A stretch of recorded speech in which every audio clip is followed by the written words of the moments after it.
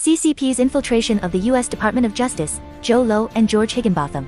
On November 30, 2018, the official website of the U.S. Department of Justice, DOJ, published an article stating that former DOJ employee George Higginbotham was suspected of participating in financial fraud and receiving tens of millions of dollars in stolen money from overseas, which he used to fund political lobbying activities on behalf of the CCP's interests and to help Joe Low, the mastermind of the 1MDB case, evade the DOJ's investigation into 1MDB and Joe Low in a criminal financial fraud.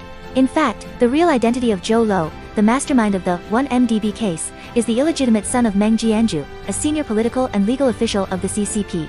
In 2009, Joe Low, as an agent of the CCP, set up 1MDB with former Malaysian Prime Minister Najib and others, illegally embezzling over $100 billion of Malaysia's national sovereign fund. This case of political corruption has wiped out the savings of Malaysians and put them in collective debt.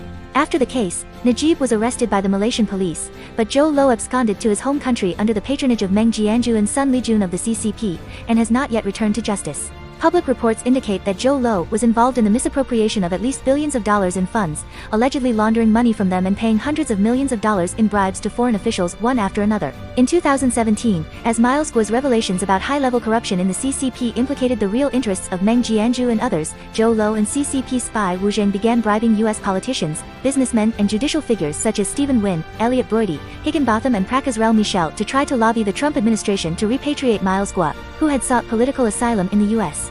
During this period, Higginbotham and Michel opened many bank accounts at U.S. financial institutions, and succeeded to receive over $73 million in black money from overseas accounts controlled by Joe Low. It was later confirmed that the black money was mainly used to influence the Department of Justice's investigation into Joe Low himself, and his company 1MDB, as well as to lobby for Miles Guo's repatriation. In July 2022, Joe Low tried to reach a settlement with the Malaysian government over the 1MDB scandal, but all his quotations were rejected. In response, Miles Guo said that Joe Low would eventually be extradited to the United States, which would cause oscillation throughout the U.S. judicial community. In the case, Higginbotham was just an ordinary lawyer in the DOJ, behind him there was a bigger mastermind colluding with the CCP, and the day Joe Low was convicted would be the day when this mastermind was brought to justice.